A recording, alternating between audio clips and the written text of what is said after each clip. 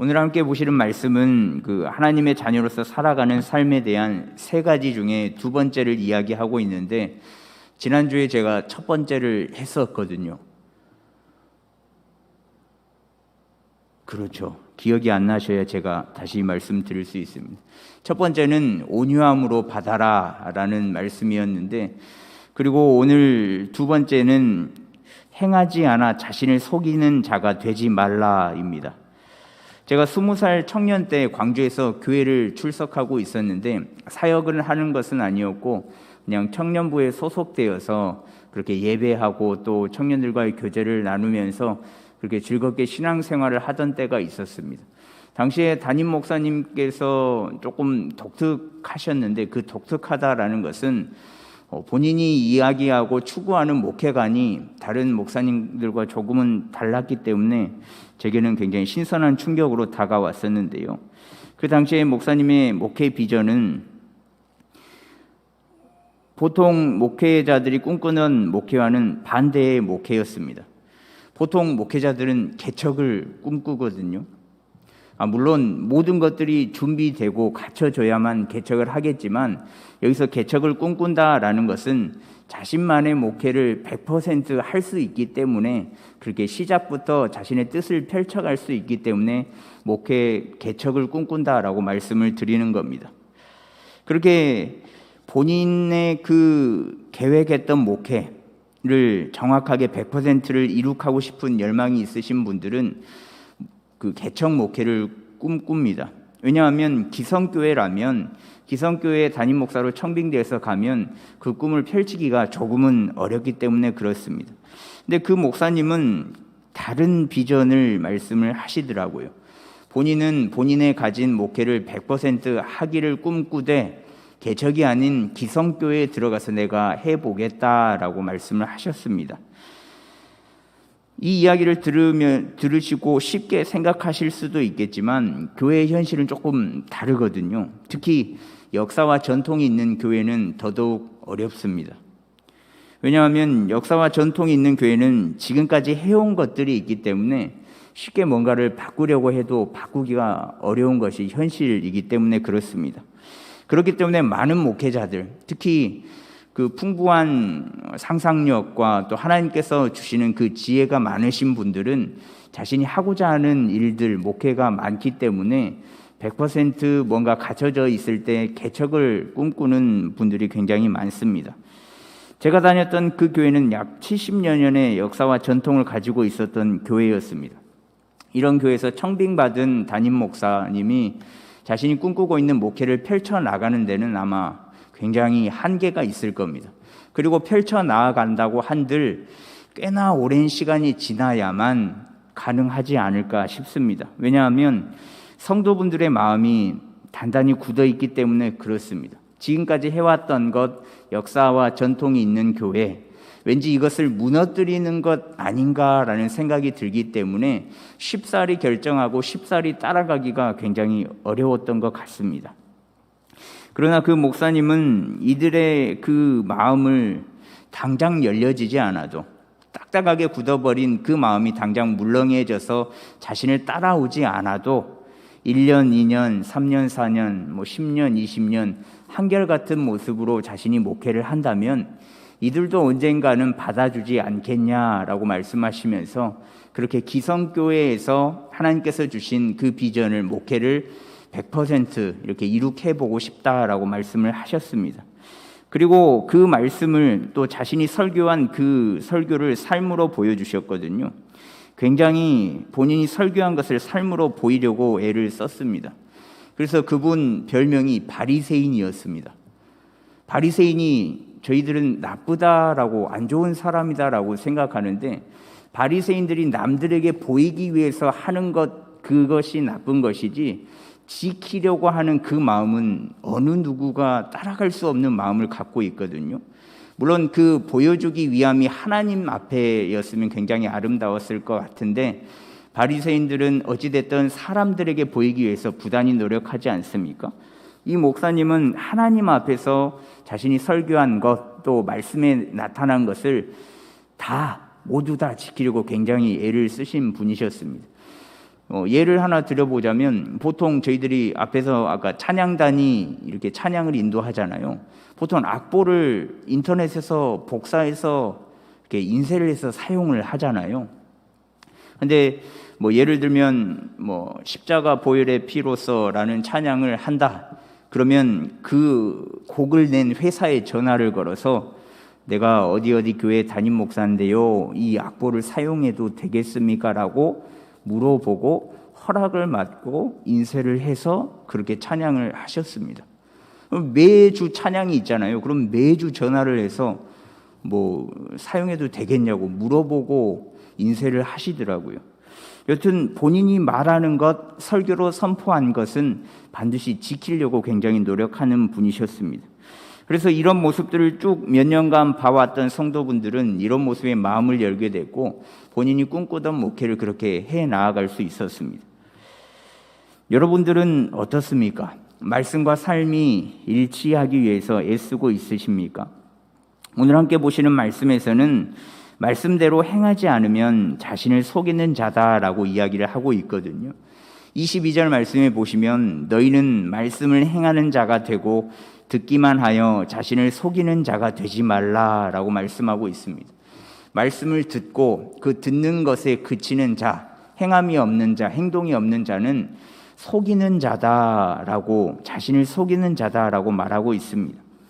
말씀을 들으면 행해야 하는데 듣고 행하지 않아서 자신을 속이는 자가 되는 이들이 굉장히 많습니다. 저를 포함해서 말입니다. 근데 참 이상하죠. 저도 다른 목사님의 설교를 듣고 은혜를 입고 또 여러분들도 목회자들의 설교를 듣고 은혜를 받지 않습니까?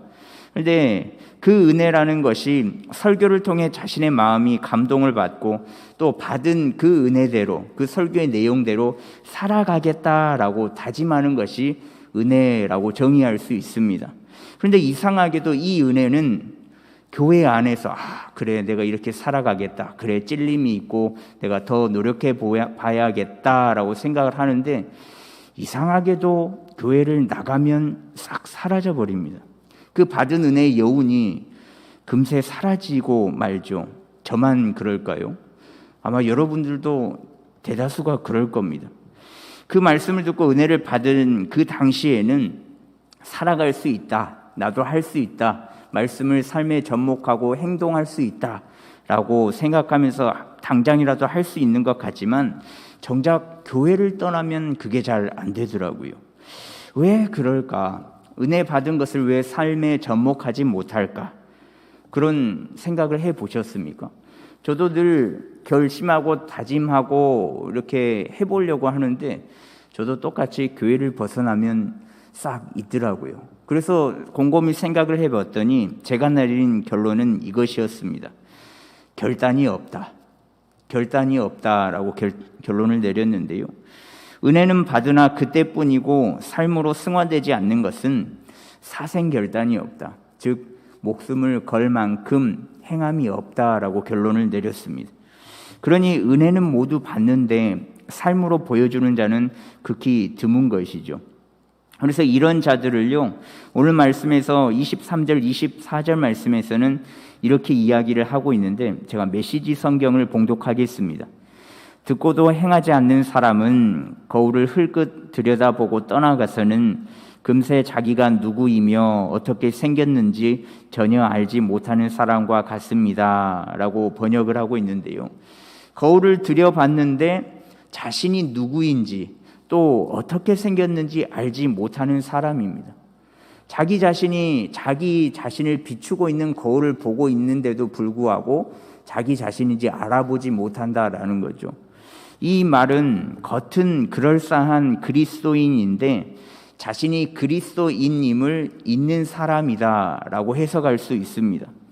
자신의 존재가 누구인지를 잊어버린 사람을 의미한다는 거죠.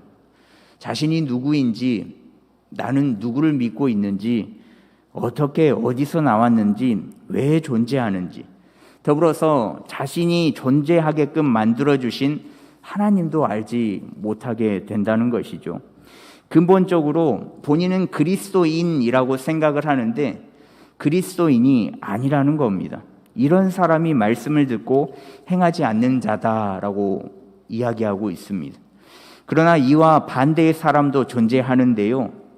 25절 말씀에 보시면 자유롭게 하는 온전한 율법을 들여다보고 있는 자는 듣고 잊어버리는 자가 아니요 실천하는 자니 이 사람은 그 행하는 일에 복을 받으리라 라고 말씀합니다. 말씀을 듣고 실천하는 자에게는 복을 받으리라 라고 말씀을 하고 있는데, 이 구절 역시 메시지 성경이 굉장히 설명을 잘 해놨더라고요. 제가 봉독하겠습니다. 그러나 계시된 하나님의 권고를 흘끗이라도 살피고 거기서 떠나지 않는 사람은 마음과 머리가 산만하지 않으며 행동으로 옮기는 사람입니다. 그런 사람은 그 행함으로 기쁨과 확신을 얻게 될 것입니다 라고 번역하고 있습니다. 흘끗이라도 살피고 떠나지 않았다라는 것은 스쳐 지나가며 봤다라고 할지라도 행동에 옮기는 사람을 의미하는 거거든요. 그러니까 자신의 그 얼굴을 볼 수 있는 거울을 쓱 보고 지나쳐도 자신인 줄도 알고 또 그것대로 살아가겠다라고 하면서 삶으로 나타낸 사람을 이야기하는 겁니다. 이런 사람에게는 그 행함으로 인해서 하나님께서 주시는 기쁨과 확신을 얻게 된다라고 덧붙여서 이야기하고 있습니다. 그런데 가장 중요한 것은 이 말씀을 실천하는 이유거든요. 말씀을 삶에도 보이는 게 중요한데 그 나타내는 이유가 더 중요함을 알 수 있는데요. 단지 하나님께서 주시는 복, 그러니까 금방 말씀드린 것과 같이 기쁨과 확신을 위해서 말씀을 실천해야만 하는 것은 아닙니다. 조금 더 확대 해석해 본다면 하나님을 믿는 이유가 복, 확신을 누리기 위함, 즉 자신의 문제 해결이 되어서는 안 된다라는 거죠. 문제 해결만을 위해서 하나님을 믿는 사람은 하나님을 언젠가는 떠나기 때문에 그렇습니다. 문제가 해결되면 하나님을 믿죠. 어려움이 닥쳤을 때 해결되면 하나님이 살아계심을 고백하죠. 그런데 반대로 문제가 해결되지 않으면 하나님이 없네, 하나님이 내 기도를 듣지 않으시네, 그럼 존재 자체가 없는 것 아닌가? 라는 의구심이 들게 되고 결국에는 금세 떠나게 된다라는 겁니다. 문제의 해결만을 위해 하나님을 믿는 사람은 아무것도 해주지 않는 하나님, 기도를 들으시지도 않는 하나님, 문제가 오히려 더 생기는 상황이라면 그런 하나님을 언제든지 팽개쳐버리고 떠날 수밖에 없다라는 거죠. 그러니 말씀대로 살아야 하는 이유, 우리가 하나님을 믿는 이유는 문제 해결을 위해서 믿고 따르는 것이 아니라, 지금 상황을 벗어나기 위해서 하나님을 믿고 따라가는 것이 아니라 예수님 그 자체가 복음, 즉 예수님 자체가 말씀인 것처럼 우리가 예수님의 자녀이고 또 제자인 우리이기 때문에 우리가 그 자체가, 복음 자체가, 말씀 자체가 되어야 한다라는 겁니다. 오해하지 말아야 할 것이 우리가 예수님이 되자라는 게 아닙니다. 말씀이 된다는 것, 복음이 된다는 것은 우리의 모든 것이, 우리의 모든 삶의 모습이 말씀과 일치해야 한다, 말씀화 되었다라는 것을 의미합니다. 우리가 매일의 새벽 예배와 또 매주 수요 예배와 주일 예배와 금요 기도회 등등으로 많은 예배를 통해 말씀을 듣지 않습니까? 이뿐만 아니라 부족하신 분들은 왼종일 TV를 보셔도 이렇게 기독교 TV를 보시는 분들이 굉장히 많더라고요. 그렇게 인터넷을 통해서도 TV를 통해서도 말씀을 꽤나 많이 듣지 않습니까? 그러나 말씀만 듣기만 하고 실천이 없다면 자신이 예수 그리스도를 믿는 그리스도인임에도 불구하고 그것을 잊은 사람과 같습니다. 삶으로, 행동으로 실천하지 않으면 그 예수님을 잊는 것과 같다라는 거죠. 어떻습니까? 삶으로, 행동으로 실천하는 그리스도인이 되시겠습니까? 아니면 거울을 바라봄에도 불구하고 자신이 누구인지도 잊어버리는 무늬만 그리스도인이 되시겠습니까? 분명 예수님께서는 마태복음 5장 13절과 14절 말씀에 이렇게 말씀하셨습니다. 너희는 세상의 소금이니 소금이 만일 그 맛을 잃으면 무엇으로 짜게 하리요? 후에는 아무 쓸데없어 다만 밖에 버려져 사람에게 밟힐 뿐이니라. 너희는 세상의 빛이라 산 위에 있는 동네가 숨겨지지 못할 것이요 라고 말씀하셨습니다. 이 말씀은 당시에 예수님을 따라다니며 함께 사역하였던 제자들에게만 적용되는 말씀이 아니라 현 시대의 제자들, 현 시대의 예수님의 그 도를 쫓아가는 모든 그리스도인들에게도 적용되는 말씀입니다. 우리를 분명 세상의 빛과 소금과 빛으로 불러주셨건만 우리의 모습은 어떻습니까? 소금과 그 빛의 역할을 감당하기는커녕 소금은 짓밟히고 빛은 어두움에 가려져만 가고 있지는 않습니까?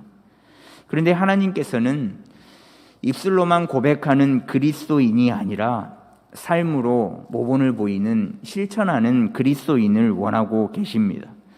또한 이 사회도 마찬가지로 입으로만 말하는 그리스도인이 아니라 삶으로 모본을 보여주는 그리스도인을 원하고 있습니다. 주님께서 알려주신 하나님의 사랑 또 이웃사랑을 삶으로 직접 실천하며 나아가는 그리스도인 말입니다. 그런데 재미있는 것은 교회에서는 모든 사람들이, 모든 성도분들이, 모든 목회자들이 참된 그리스도인의 모습을 띠고 있다라는 겁니다. 말하지 않아도 하나님의 사랑을 실천하고요, 말하지 않아도 이웃사랑을 실천하고, 말하지 않아도 참된 예배자의 모습을 굉장히 잘 보여줍니다. 누가 봐도 제가 목사 같고, 누가 봐도 장로님은 장로님 같고, 누가 봐도 권사님은 권사님 같고, 누가 봐도 집사님은 집사님으로 보입니다. 교회 안에서는 말입니다. 그런데 교회만 나가면 정반대의 삶이 시작된다는 거죠. 하나님은 온데간데 없고 그냥 무늬만 그리스도인의 모습이 많이 보입니다. 그런데 교회 안에서의 모습은 누구나 다 보일 수 있는 모습이거든요.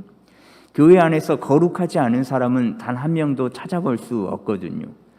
제가 저학년부를 맡고 있는데 1, 2, 3학년 애들도요, 조용히 하고 우리 예배 드릴까라고 하면 10마디 했던 걸 한마디 합니다. 아예 조용해지지는 않지만 본인들이 그래, 예배 때는 집중하고 조용히 하고 하나님께 나아가는 시간이지라는 것을 알고 있기 때문에 100마디 할 걸 10마디 합니다. 본인들은 최대한 집중한다라는 모습을 보여주거든요. 교회 안에서의 모습은 누구나 다 보일 수 있는 모습입니다. 하지만 교회 밖에서의 모습은 사생결단의 마음가짐이 없으면 불가능하다라는 거죠. 죽기 살기로 내가 해보겠다, 목숨을 내놓으면서까지도 내가 예수님을 닮는 사람이 되어보겠다, 그런 결단이 없으면 교회 그 마당을 넘어가는 순간 본연의 모습으로 돌아가기가 쉽습니다. 사생결단하여서 언제나 어디서나 참된 그리스도인 그 모습을 살아가는, 또 그 모습을 가지고 나아가는 저와 여러분들이 되었으면 좋겠습니다. 더불어서 사생결단하여 삶으로 나타내되 누군가에게 인정받기 위해서 말씀을 삶으로 실천하지는 않았으면 좋겠습니다. 남에게 인정받기 위해서 예수님을 믿지 않았으면 좋겠습니다. 인정받기 위해서 삶을 살아간다는 것은 반대로 인정받지 않으면 살아가지 않겠다라는 의미거든요. 누군가가 정말 예수님 닮은 사람이다, 그런 모습을 보여준다라고 인정을 해주지 않으면 당장이라도 그 모습을 보이지 않겠다라는 거거든요. 우리가 그리스도인답게 살아가려고 노력하는 모습이 누군가에게 인정받기 위함이 아니었으면 좋겠습니다. 그저 예수님이 좋아서 예수님께서 만나주신 그때를 기억하며 예수님께서 나를 다시금 살려주신 그때를 기억하면서 나로 인해서 예수님이 더 알려졌으면 내 모습을 볼 때 예수님과 겹쳐져 보이면 좋겠다라는 마음으로 살아가면 좋겠습니다. 그렇게 살아갈 때 누군가는 인정해 달라고 말하지 않아도 사람들은 인정해 주지 말라고, 나 잘난 거 하나 없다고 그렇게 말할지라도 사람들은 인정해 줍니다. 여러분들의 삶을 통해서 비춰지는 예수님을 보고서 말입니다.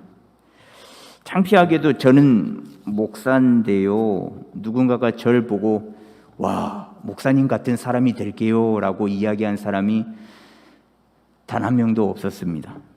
전도사 때는 들어본 적이 있었거든요. 전도사님 같은 전도사님이 되고 싶어요.